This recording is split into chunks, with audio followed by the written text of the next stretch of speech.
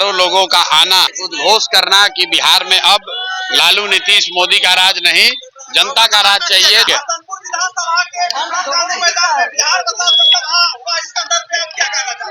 आप यहाँ पर आए हैं, आप भी पत्रकार हैं, यहाँ के नागरिक हैं, आप देखिए कि बिहार बदलाव की सभा में लोगों का क्या उत्साह है।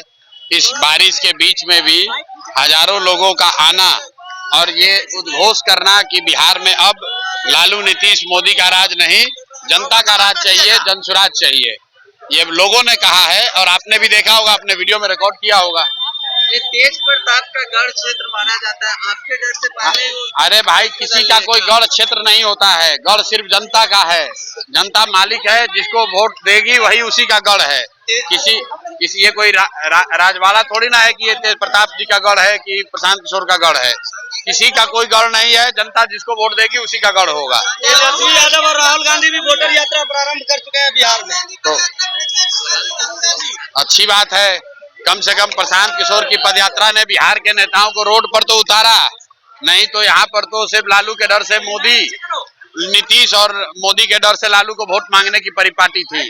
ये जन स्वराज का डर है कि 20 साल से जो 400 का पेंशन था वो बढ़कर 1100 हो गया, जो रसोईया का सैलरी डबल हो गया, आशा वर्कर्स का मानदेय बढ़ गया, बिजली का आपका 125 यूनिट फ्री हो गया। इसी तरफ जन स्वराज का डर है, सारे नेता पैदल पैदल घूमेंगे, जनता के पास हाथ जोड़कर उनको जाएंगे मांगने वोट। नहीं तो अभी तक तो ये कहता था कि जाएगा कहाँ, लालू के डर से हमको वोट देवे करेगा। उसी तरह नीतीश और मोदी वाले लोग जैसे लालू का डर दिखाकर वोट लेते थे, वैसे राहुल गांधी और तेजस्वी यादव जैसे लोग भाजपा का डर दिखाकर वोट लेते थे। तो अब जनता का डर खत्म हो गया है, जनता के पास एक नया विकल्प आ गया है। और ये जनता के विकल्प की ताकत है कि नेता रोड पर घूम रहे हैं और जनता बैठकर मूल्यांकन कर रही है कि किसको वोट देना है, किसको नहीं देना है। दिलीप जायसवाल से पूछा गया था तो उन्होंने कहा कि अब हम प्रशांत किशोर के बारे में कुछ नहीं कहेंगे। दिलीप जायसवाल जैसा 10 आदमी का दम नहीं है कि प्रशांत किशोर के खिलाफ कुछ बोले। बात व्यक्ति की नहीं है। जो कुकर्म करेगा, चोरी करेगा, जो आदमी बिहार को लूटेगा, उसको डर होगा ही, क्योंकि उनको मालूम है कि जन स्वराज की व्यवस्था बनेगी तो बिहार में जो सबसे भ्रष्ट नेता और अफसर हैं, बड़े नेता और बड़े अफसर, इनको सलाखों के पीछे डाला जाएगा और इनके आने वाली पीढ़ी से लूटे हुए पैसे को वसूला जाएगा। कौन?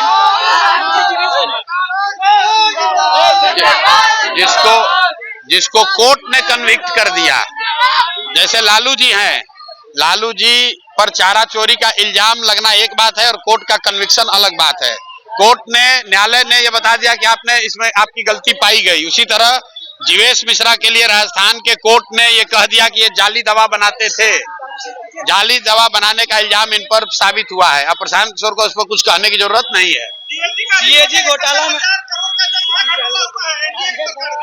भैया वो एनडीए के सरकार में नहीं हुआ है, खाली पिछले 5 वर्ष में हुआ है।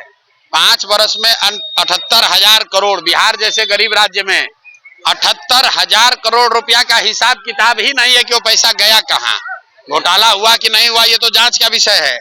लेकिन जो सीएजी ने कहा कि 78,000 करोड़ पिछले 5 साल में सरकार ने खर्च किया जनता का पैसा, जिसका कोई लेखा जोखा, कोई हिसाब किताब नहीं है। नीतीश कुमार